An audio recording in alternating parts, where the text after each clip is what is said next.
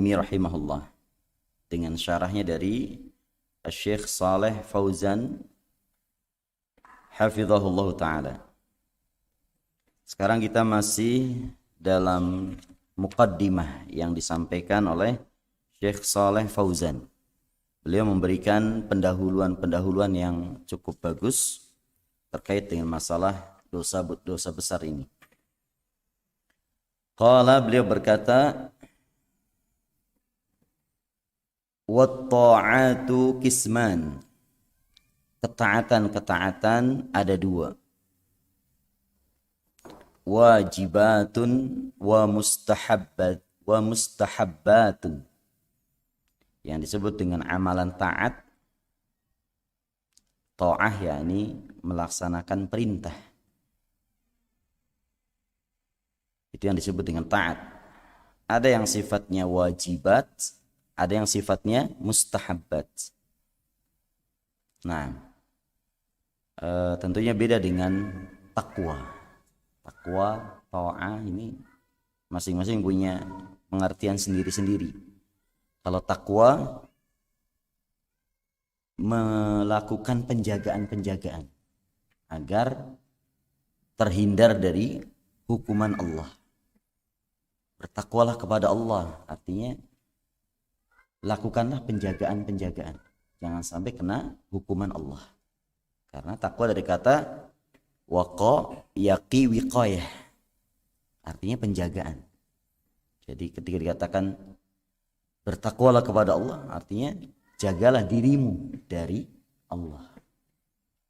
Nah, hanya bentuk penjagaannya apa? Yaitu melaksanakan perintahnya dan menjauhi larangannya. Ini bentuk penjagaannya. Kalau kita menghadapi musuh, penjagaannya dengan tameng, dengan baju besi, dengan rompi anti peluru. Itu cara menjaganya. Nah, kalau kita melakukan muamalah dengan Allah, nah kaitannya kita dengan Allah, maka penjagaannya adalah amalan ketaatan. Nah, itu takwa. Nah, yang sekarang kita bahas at-ta'at. Adapun ketaatan yaitu fi'lul amri, melaksanakan perintah. Itu yang disebut dengan taat. Inilah bentuk penjagaan pada takwa. Nah at-ta'ah ada dua. Ada wajibatun, ada mustahabbatun. Ada kewajiban-kewajiban, ada yang mustahab. Ada yang sifatnya harus, ada yang sifatnya dianjurkan. Al-wajib ma yuthabu fa'iluhu wa yu'aqabu tarikuhu. Yang disebut dengan perkara wajib, yaitu yang diberi pahala pelakunya dan yang dihukum orang yang meninggalkannya. Nah, ini hasilnya. Kalau ahli usul sebagian mengkritik pengertian seperti ini. Karena ini sebenarnya bukan pengertian, namanya hasilnya. Hasil dari kewajiban diberi pahala pelakunya. Dikenai hukuman orang yang meninggalkannya. Nah, adapun pengertian yang lebih tepat sebagai sebuah pengertian, wajib itu adalah ma amara bihi asy-syar'u ala wajhil ilzam. Apa yang diperintahkan oleh syariat dengan model mengharuskan. Itu kewajiban. Ini yang lebih tepat sebagai pengertian kewajiban. Apa itu wajib? Sesuatu yang diperintahkan oleh syariat yang bentuknya itu harus. Adapun yang disebutkan di sini ini hasilnya. Kalau dilakukan dapat pahala, kalau ditinggalkan mendapatkan dosa. Tapi ya kadang para ulama menyebutkan ini pengertiannya. Nah, ibaratnya kalau kita memberikan pengertian sebuah pena, ini untuk pendekatan aja. Apa itu pena? Nah, kalau kita bilang untuk menulis ini hasilnya. Tapi kalau pengertian kan pena itu sebuah benda yang panjang, nah bulat panjang, dalamnya ada alat untuk menulis, nah, itu pengertian namanya. Nah, maka pengertian yang lebih tepat untuk wajib, untuk amalan wajib adalah sesuatu yang diperintahkan oleh syariat dengan bentuk harus, dengan bentuk mengharuskan. Adapun hasilnya yaitu ma yuthabu fa'iluhu, yang diberi pahala pelakunya. Wa yu'aqabu tarikuhu, dan dihukum orang yang meninggalkannya. Nah, itu pun dihukum orang yang meninggalkannya tidak secara mutlak tentunya. Nah, di sana ada orang-orang yang akan dimaafkan oleh Allah Subhanahu wa taala. Nah, dan dalam hal ini ada kelompok yang menyimpang, yaitu Khawarij dan Mu'tazilah. Kalau Mu'tazilah memahami masalah kewajiban ini, dihukum orang yang meninggalkannya, kata mereka harus, pasti.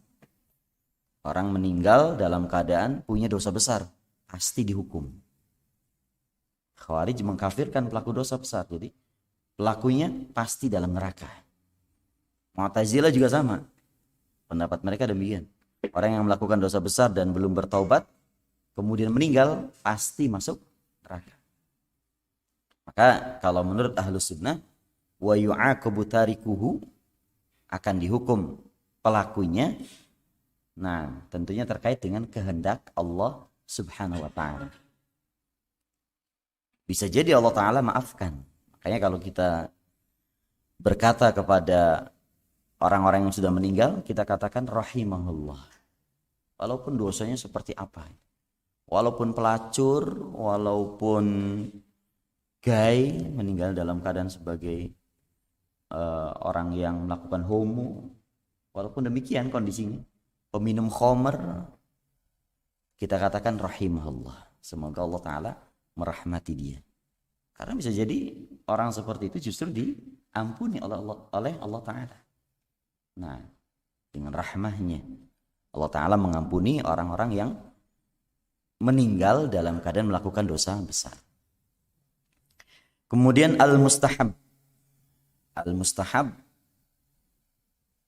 banyak istilah ini, ada juga istilahnya sunnah, mandub.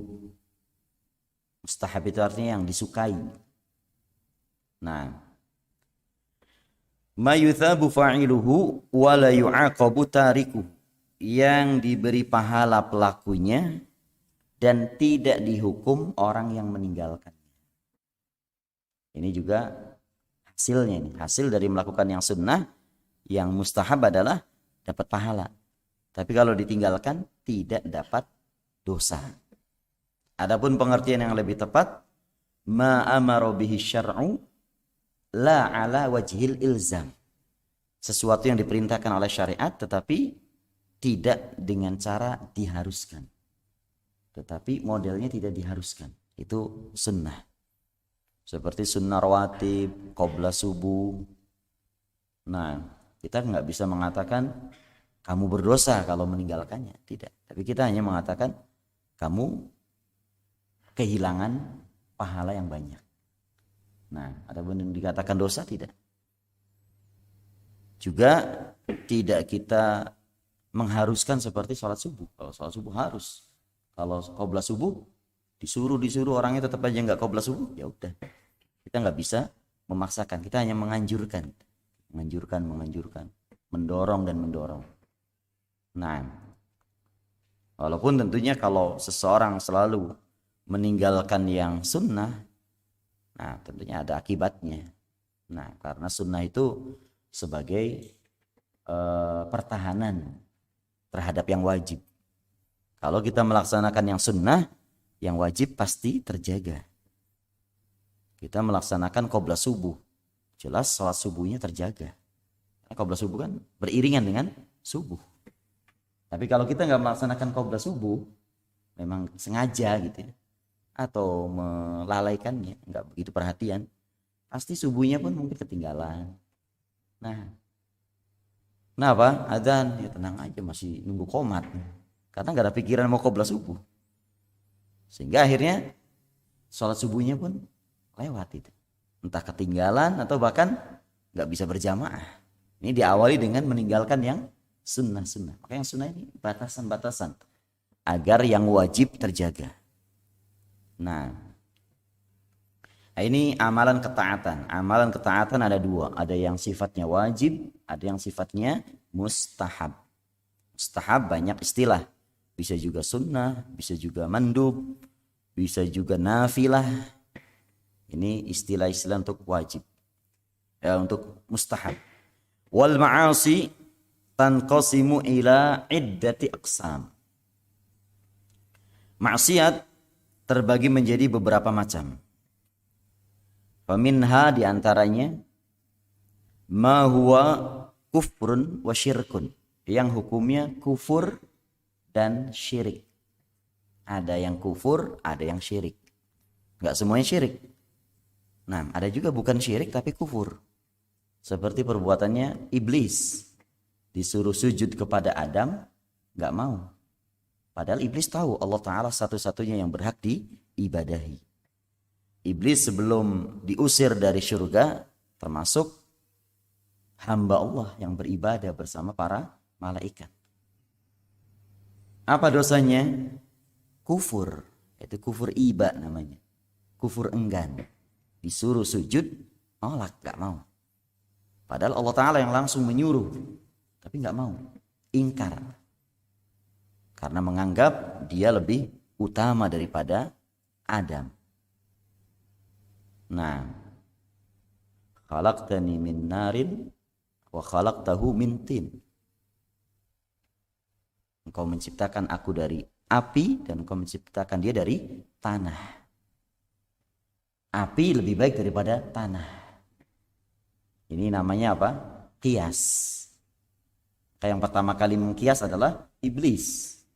Nah, sebagian ulama ada yang anti kias. Mazhab Zahiri itu tidak menggunakan kias. Tapi jumhur ulama tetap menggunakan kias. Nah, di antara kejelekan-kejelekan kias itu, amalan yang pertama kali melakukannya adalah iblis. Iblis mengkiaskan antara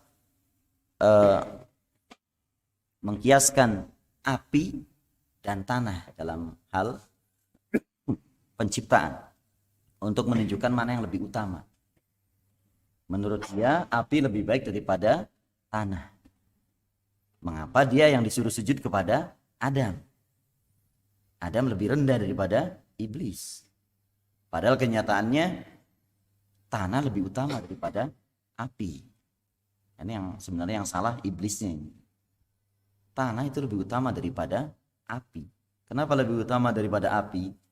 Karena tanah itu sifatnya menumbuhkan. Kita kasih benih, tumbuh. Sejuk, ada kehidupan. Coba api. Adanya panas, gak ada kehidupan. Apapun kita taruh situ, hancur. Mana yang lebih utama ini? Tanah. Tanah ada kehidupan, api ada kehancuran. Maka lebih baik tanah. Sehingga Allah Ta'ala tidak salah sebenarnya. Itu hanya persangkaan iblis semata. Dia menggunakan akalnya, ro'yunya. Disuruh sujud kepada Adam, harusnya hamba yang soleh itu nggak usah berpikir karena ini perintah Allah, langsung dikerjakan. Kalaupun difikirkan, sebenarnya apa yang Allah Ta'ala perintahkan itu sudah sesuatu yang pasti benar. Tetapi di sini iblis menolak dengan alasan api lebih baik daripada tanah. Kenyataannya tanah lebih baik daripada api. Nah, taib. Itu asal usul penciptaan.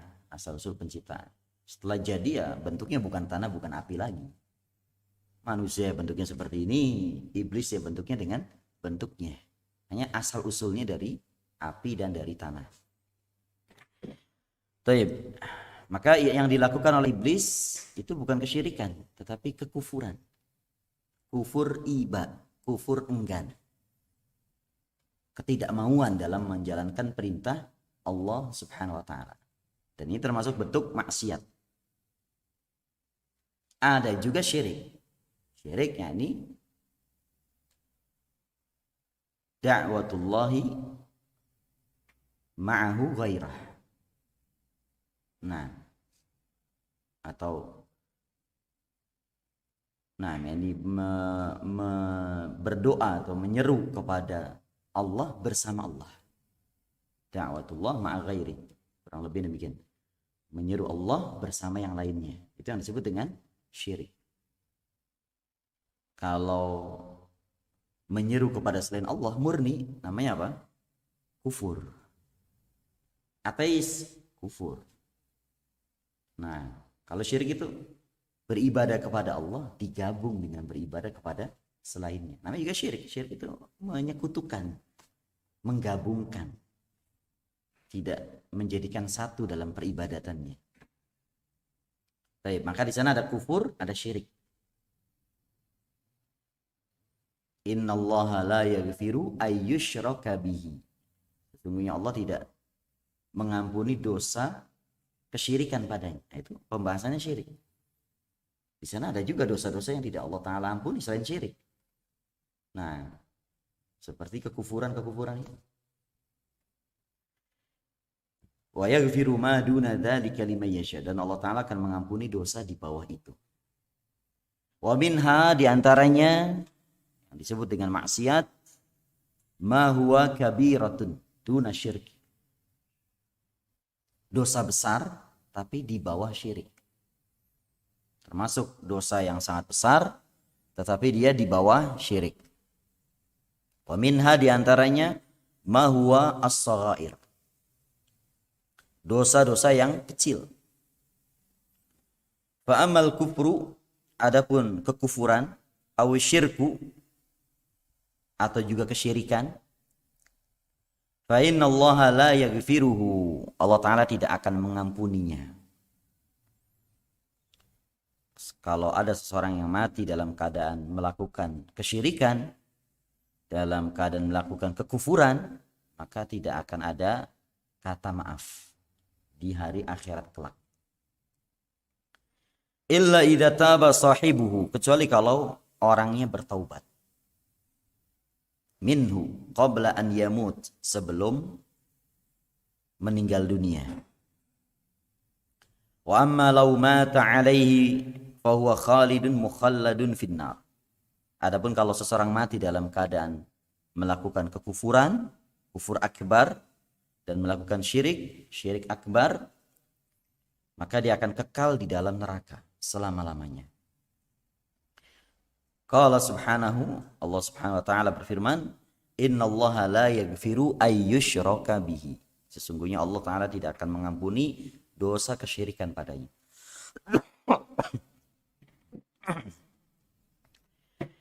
Ayat ini ada sedikit beda pendapat di kalangan ulama. Innallaha la yaghfiru ayyushraka bihi. Ayyushraka bihi, di situ an bergabung dengan fiil mudhari'. An yushraka. An dengan fiil mudhari' bisa diganti dengan masdar. Nah, kalau kita ganti dengan masdar, ini ditakwil. Takwilnya adalah innallaha la yaghfiru syirkan bihi. Syirkan bihi. Nah, ya misalkan kita mengatakan uridu an adkhula ilal masjidi. Ini bisa diganti kan? Uridu adkhula ilal masjidi. Sama aja, satu makna. Jadi an ketemu fi'il mudhari' itu bisa diganti dengan masdar. Seandainya di luar Al-Qur'an ya. Innallaha la yaghfiru ayyushraka bihi, kalau kita ganti dengan masdar jadinya innallaha la yaghfiru syirkan bihi. Nah, syirkan bihi nakirah. Nakirah dalam konteks nafiyah, larangan, bukan larangan, penolakan. Itu bermakna umum. Sesungguhnya Allah Ta'ala tidak akan mengampuni dosa syirik apapun. Zahir ayatnya begitu.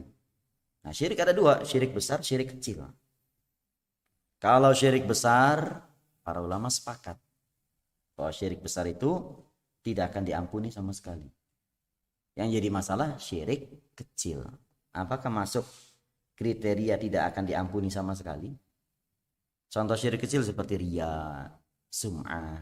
Nah ini apakah tidak diampuni oleh Allah Ta'ala sama sekali seperti seseorang melakukan syirik besar? Nah kalau zahir ayatnya menunjukkan itu. Kata Syekh Muhammad bin Shalih Al-Utsaimin rahimahullah, Syekhul Islam dalam Majmu' Fatawanya taraddad, yakni kadang bilang masuk, kadang bilang tidak masuk.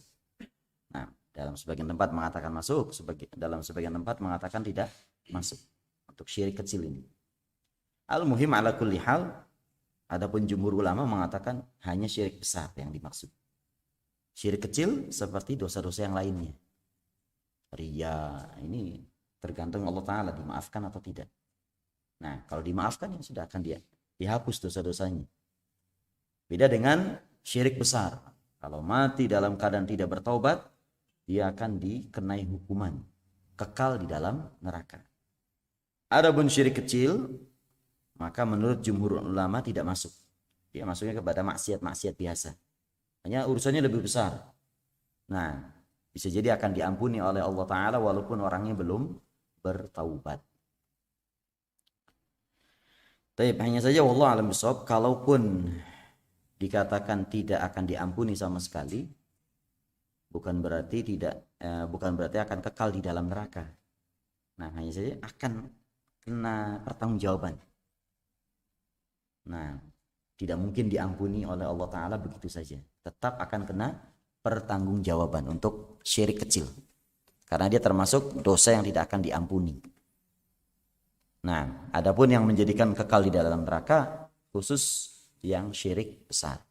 Ini kalau misalkan mengikuti pendapat syirik kecil juga termasuk dosa yang tidak akan diampuni sama sekali. Wallahu a'lam bishawab. Jadi tetap beda antara syirik besar dengan syirik kecil. Hanya masalahnya apakah termasuk dosa yang tidak akan diampuni sama sekali ataukah dosa yang mungkin diampuni kalau orangnya tidak bertaubat. Nah, seperti riya dan sum'ah. Riya kalau dalam bahasa kita sekarang apa? Pencitraan ya. Kurang lebihnya. Sebenarnya hanya untuk menarik simpati orang saja amalan-amalannya. Pencitraannya hati-hati. Ya, tidak secara mutlak kita katakan nggak boleh. Sebagian boleh kalau tujuannya ikhlas karena Allah. Nah, menampilkan kebaikan-kebaikan sehingga orang pun ikut kepada dia, ini sesuatu yang baik sebenarnya. Tapi kalau maksudnya pencitraan semata, sebenarnya bukan amalan dia, hanya menarik simpati saja biar orang tertarik kepada dia. Yang jelas ini amalan yang tidak lillah, amalan yang tidak lillah. Sedekah ada misinya biar dagangannya laris, bagi-bagi sembako ada misinya biar dagangannya laris. Itu saja yang dicari, jelas bukan lillah. Nah, tapi kalau bagi-bagi dalam rangka sedekah, bukan semata-mata cari keuntungan duniawi, jelas ini amalan yang saleh. Ini amalan yang saleh. Baik. Itu tentang syirik dan kekufuran. Oh, syirik dan kekufuran batasannya adalah kalau seseorang belum bertaubat sampai akhir hayatnya akan menjadikan kekal di dalam neraka. Nah, dengan dalil surat An-Nisa ayat ke-48 tadi. Yang jadi beda pendapat tentang syirik kecil. Apakah termasuk dosa yang tidak akan diampuni sama sekali ataukah tidak? Adapun jumhur ulama mengatakan tidak. Dia termasuk dosa yang mungkin akan diampuni oleh Allah Subhanahu wa taala. Nah, tapi kalau kita lihat zahir ayatnya, yang nampak dari ayatnya menunjukkan masuk syirik kecil juga. Nah, ala kulli hal bagaimanapun keadaannya, kesimpulan yang kita ambil ya berhati-hati dari syirik kecil. Jangan-jangan yang benar pendapat yang pertama yang mengatakan syirik kecil tidak akan diampuni oleh Allah Ta'ala. Nah, alhamdulillah kalau seperti kata jumhur, kebanyakan ulama, syirik kecil akan diampuni oleh Allah. Tergantung Allah Ta'ala apakah mengampuni atau tidak. Ini alhamdulillah, tapi kan hakikatnya nanti di sisi Allah Ta'ala. Kita tahunya nanti di hari akhirat kelak. Kalau sekarang ya ini ijtihadiyah, maksudnya pada masalah yang para ulama juga beristihad. Nah, wa ammal kabair, adapun dosa-dosa besar, allati duna syirki, yang di bawah syirik, fahuwa tahtal masyiah, maka itu di bawah kehendak Allah. Urusannya terserah Allah Ta'ala. Insyaallahu ghafara li sahibi. Kalau Allah Ta'ala menghendaki, Allah akan mengampuni pelakunya. Wa insya'a adzabah. Kalau Allah Ta'ala menghendaki, Allah akan mengadabnya.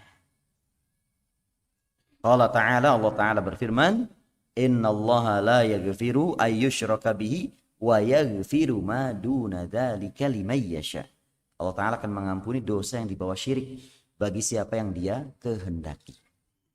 Nah,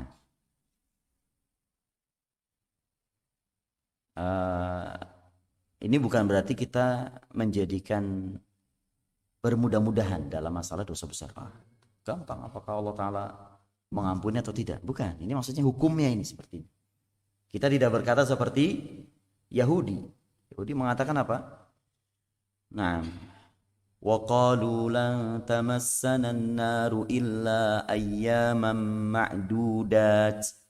Mereka berkata, tidak akan menimpa kami neraka kecuali beberapa hari saja. Ini lancang, terlalu berani. Harusnya takut kepada neraka. Kata mereka, tenang aja.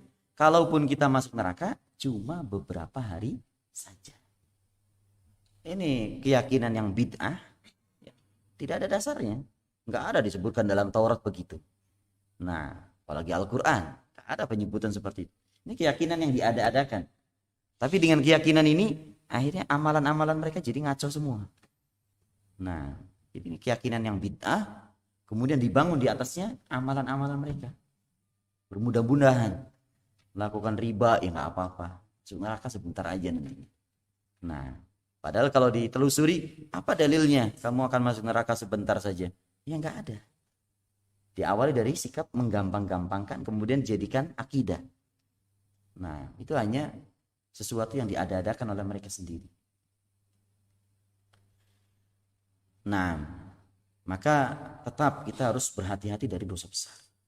Lihat, Adam alaihissalam, bapak kita, Abul Bashar, ketika dimintai syafaat oleh manusia di hari hisab nanti, menjelang hari hisab, ketika berkumpul di padang mahsyar, manusia akan datang kepada Nabi Adam. Terlalu panas, terlalu lama menunggu acara hisab. Sementara mereka bercucuran keringatnya. Datang kepada Nabi Adam agar Nabi Adam datang kepada Allah. Menjadi pemberi syafaat. Untuk segera dilaksanakan hisab. Apa kata Nabi Adam? Aku pernah melakukan dosa. Nah, jadi dosa itu walaupun sudah bertaubat, tetap saja ada asarnya, ada pengaruhnya. Di antaranya buktinya hadis ini. Hadis tentang syafaat uzmai. Nabi Adam tidak berani, yakni merasa tidak pantas. Ketika itu, di mana orang beriman dan orang kafir datang kepada para nabi agar nabi datang kepada Allah, maka termasuk yang tidak merasa pantas adalah Nabi Adam. Apa alasannya? Karena pernah melakukan dosa. Jadi kalau mau dibandingkan, seseorang banyak melakukan dosa, sudah bertaubat, seseorang dosanya sedikit. Mana yang lebih utama? Ya ini, yang dosanya sedikit. Walaupun ini juga sudah bertaubat, Masya Allah punya keutamaan juga. Tapi kalau mau dibandingkan, ini yang Masya Allah tidak pernah terjatuh. Ini hampir-hampir bisa kosong dari dosa. Ini yang tentunya yang lebih utama. Nah, tapi kalau seseorang sudah melakukan dosa, ya di sana ada cara-cara untuk menghapusnya. Nah, jadi yang kita bahas ini hukumnya. Pelaku dosa besar masih mungkin diampuni oleh Allah Subhanahu wa taala. Nah, ini bukan berarti menghasung untuk kita bergampang-gampangan dalam melakukan dosa besar. Yang jelas dosa besar adalah kehancuran. Dosa besar adalah sesuatu yang membinasakan. Nah, perkataan sahabat yang datang kepada Rasulullah melaporkan dirinya berjima, yakni berhubungan badan di siang hari Ramadan dengan sengaja. Apa dia bilang? Ya Rasulullah, halaktu. Wahai Rasulullah, aku binasa. Nah, kenapa? Gara-gara berhubungan suami istri di siang hari Ramadan dengan sengaja. Bilangnya aku binasa. Dan Rasulullah membenarkan. Itu adalah perbuatan yang membinasakan. Kalau tidak taubati darinya. Kalau tidak dilakukan kafarah darinya. Termasuk perkara-perkara yang bisa menyebabkan orangnya masuk ke dalam neraka. Nah, karena dosa besar. Melakukan hubungan badan di siang hari dengan sengaja di bulan Ramadan. Nah, begitu pula makan dan minum. Nah, ini perkara-perkara yang diharamkan oleh Allah Subhanahu wa taala di siang hari Ramadan. Wa amma shaghair, adapun dosa-dosa kecil. Wa tusamma al-lamam, dinamakan juga al-lamam. Dosa-dosa kecil nama lainnya adalah al-lamam. Nah, terdapat dalam surat An-Najm. Alladzina yajtanibuna kaba'iral itsmi wal fawahisha illal lamam. Orang-orang yang menjauhi dosa-dosa besar dan perbuatan-perbuatan keji kecuali yang kecil-kecil. Illal lamam. Jadi dosa kecil nama lainnya adalah al-lamam. Dalam surat An-Najm. Fahadhihi tukaffar bi anwa'in minal mukaffirat.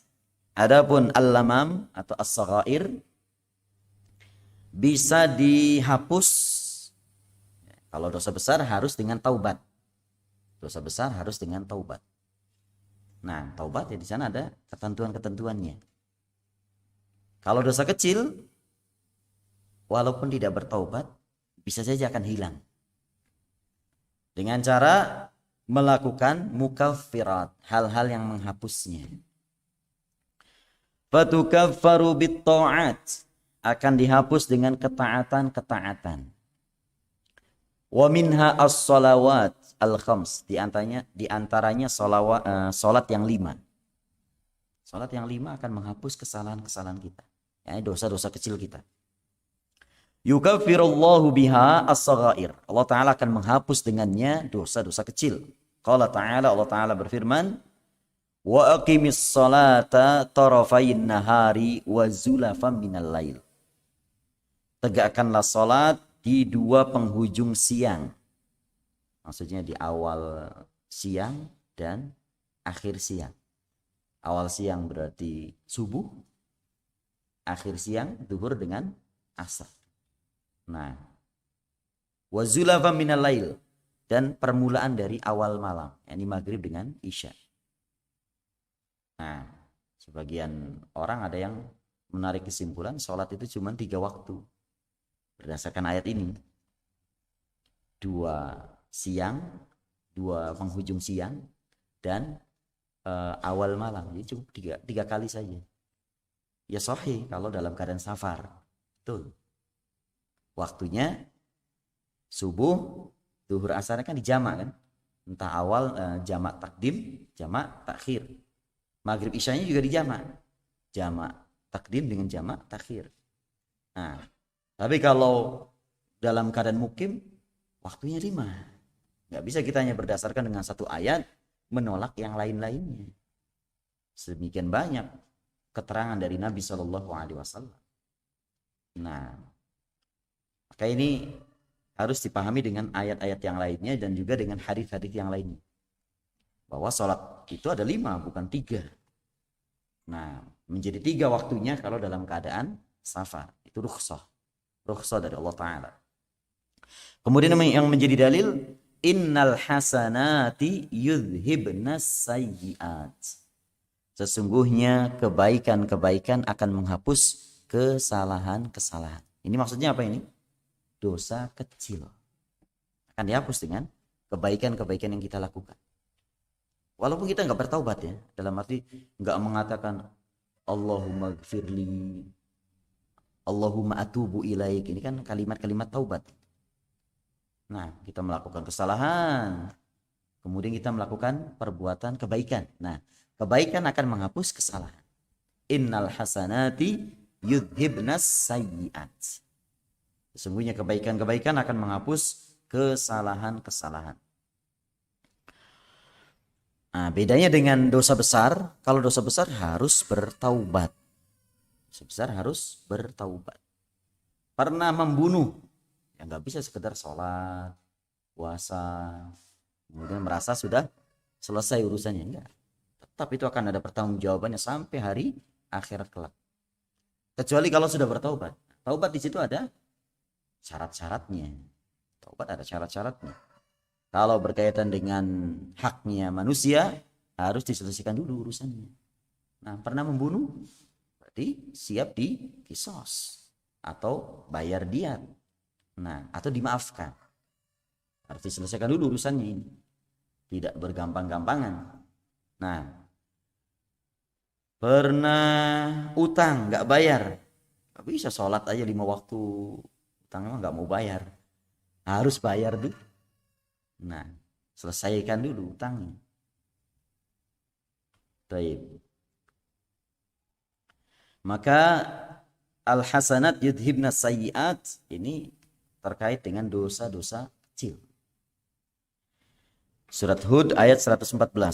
Wa qala sallallahu alaihi wasallam, kemudian Nabi sallallahu alaihi wasallam juga bersabda, as-salawatul khamsu wal jumu'atu ilal jumu'ah wa ramadhanu ila ramadhana mukaffiratun ma bainahunna idza jitanabal kabair.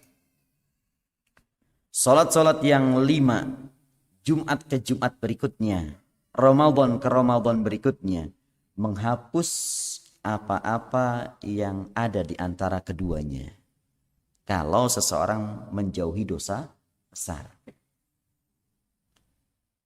Akhrajahu Muslim. Nah, kalau kita salat zuhur kemudian asar, antara zuhur dengan asar akan terhapus dosa-dosa kecil kita. Nah, mungkin mata kita pernah melihat yang diharamkan walaupun tidak sampai tingkatan dosa besar. Nah, apalagi di zaman sekarang ya, fitnah begitu besarnya. Antum keluar dikit aja sudah. Di luar itu banyak sekali bertebaran sebab-sebab dosa. Nah, ya walaupun Rasulullah mengatakan pandangan pertama tidak mengapa, pandangan kedua. Tapi namanya manusia kan. Begitu lihat, wah ini bagus ini. Kadang diikuti dengan pandangan kedua. Nah, ini dosa ini. Akan dihapus dengan sholat yang berikutnya. Duhur ke asar. Dengan kita melakukan duhur dengan asar, akan terhapus dosa-dosa semacam ini. Nah, ya tentunya yang kita lakukan mestinya kita menjaga diri dari sampai yang seperti itu. Nah, betul-betul kita laksanakan. Pandangan pertama saja. Begitu pandangan pertama langsung kita alihkan ke yang lainnya. Nah, ini sesuatu yang tidak mungkin dihindari ya. Di jalan, jangankan jalan raya, jalan di sekitaran sini aja. Menuju Indomaret, Manglayang. Gak mungkin mata kita ditutup gitu kan. Pasti mata kita kan melihat ke kanan, ke kiri. Itu akan mungkin terjadi dosa kecil di sana. Dengan pandangan kedua, apalagi waliyadzubillah pandangan ketiga, pandangan keempat terhadap wanita-wanita yang bukan mahram kita, wanita-wanita yang tidak halal bagi kita. Nah, adapun pandangan pertama sebenarnya tidak masalah, sesuatu yang dimaafkan dan memang kenyataannya tidak mungkin kita akan menghindari. Mau belok kiri ada perempuan yang lihat juga, tahu. Tapi pandangan pertama tidak masalah, asalkan jangan dilanjutkan dengan berusaha mentelusuri. Nah, apa yang dia lihat. Nah, kalau sudah berusaha mentelusuri, ya ini kan pandangan kedua namanya. Al-muhim dosa kecil itu banyak. Memungkinkan seseorang itu akan terjatuh padanya. Nah, ini akan dihapus dengan salat-salat yang 5 waktu. As-salawatul khamsu wal jumu'ah ilal jumu'ah. Jumat ke Jumat berikutnya. Ramadan ke Ramadan berikutnya. Ini akan menghapuskan dosa-dosa kecil padanya. Idza jitanabal kabair. Kalau orang itu menjauhi dosa besar.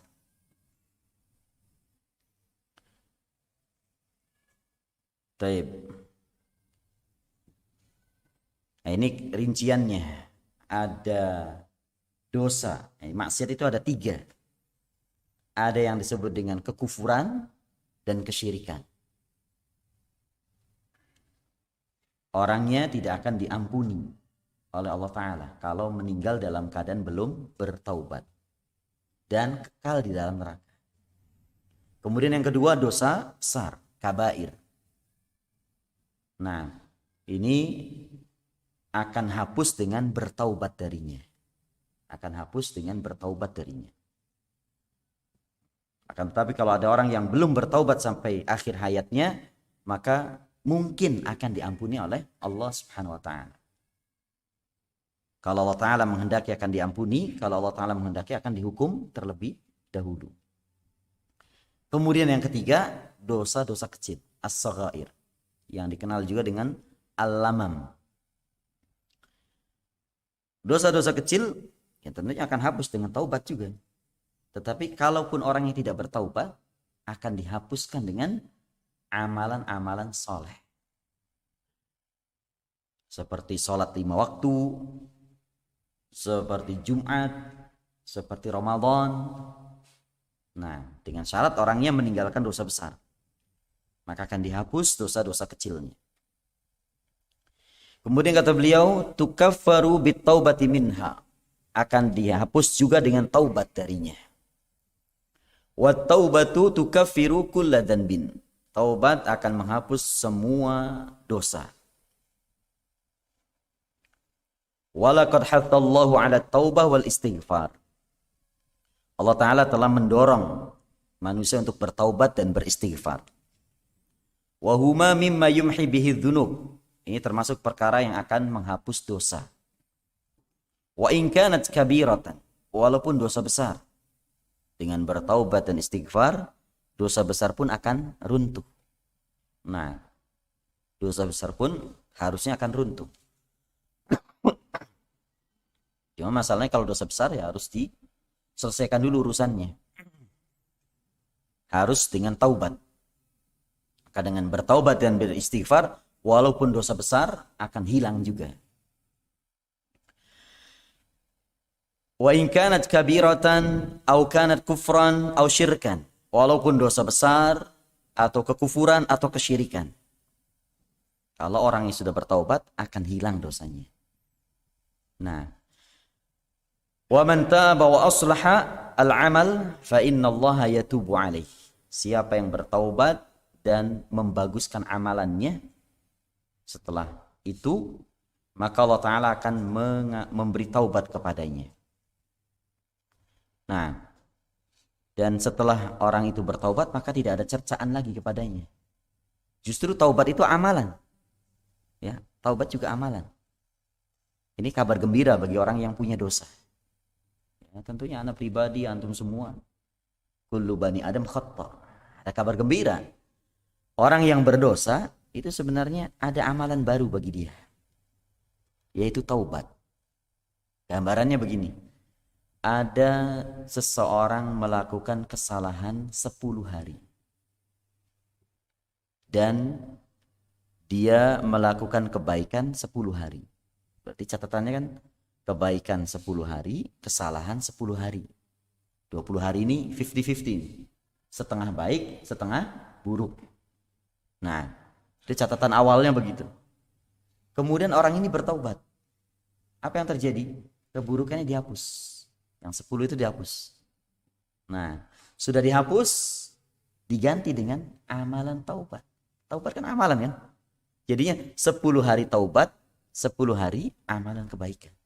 Jadi 20 hari semuanya adalah amalan soleh.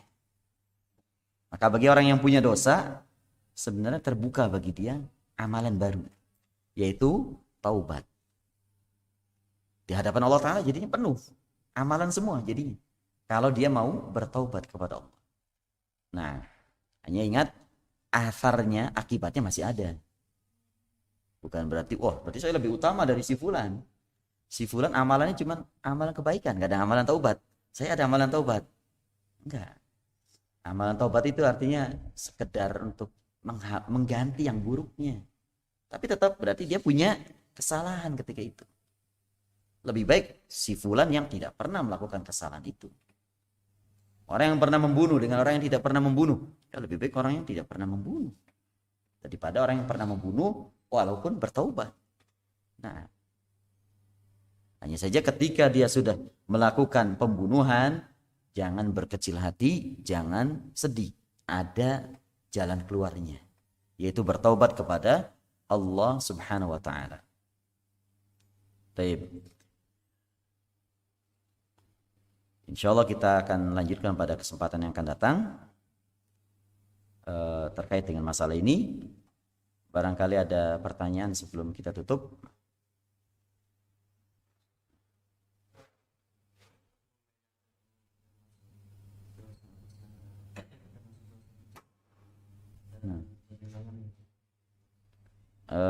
Nanti akan kita bahas sebenarnya, akan kita baca keterangan dari beliau, dan nanti juga di matannya Syekh Muhammad Ibn Abdul Wahab juga menyebutkan, ini ketentuan dosa besar itu anna kulla dhanbin khatamahu Allahu binar au la'nah au ghadab au azab.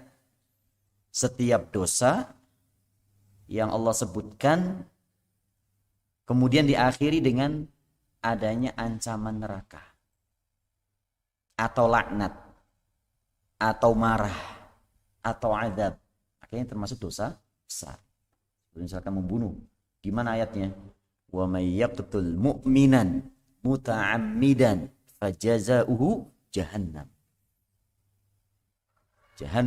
khalidan fiha wa ghadiballahu alaihi wa la'anahu wa adda lahu adzaban 'azima. Ini berarti membunuh dosa besar. Kenapa? Allah sebutkan sebagai dosa dan disebutkan di sini balasannya jahannam, akan dapat marah Allah, akan dapat laknat, lama tinggalnya di jahannam, dapat azab yang besar. Nah, ini namanya dosa besar. Dosa besar itu disebut dalam syariat dan diakhiri dengan urusan neraka. Nah, ada ancaman-ancaman di situ. Ini ketentuan bahwa itu termasuk dosa besar. Baik.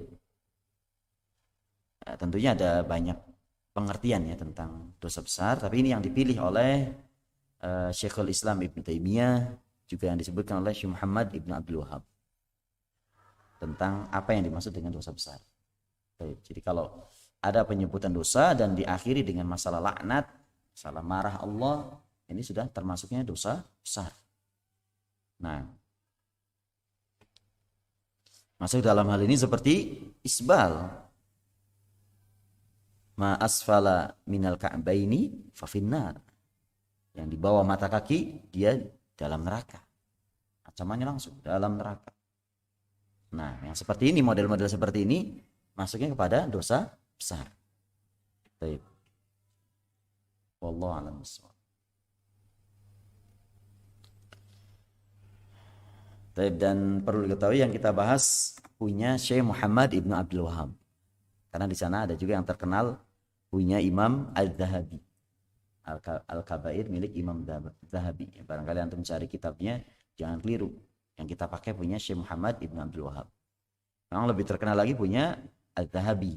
Tapi yang sengaja milih yang ini, mudah-mudahan kalimat-kalimatnya lebih mudah, lebih gampang untuk kita baca, sehingga lebih mudah untuk kita pahami. Intinya kan paham. Nah, ya, dalam belajar itu begitu, intinya paham. Antum belajar misalkan nahwu ya, mau durus lughah, mau muyassar, mau tuhfatus saniyah, mau tuhfatul busobiyah. Ini kalau sudah bisa mah enggak semuanya harus dibaca itu. Salah satunya aja. Nah, itu sarana-sarana aja. Begitu sudah bisa baca sendiri.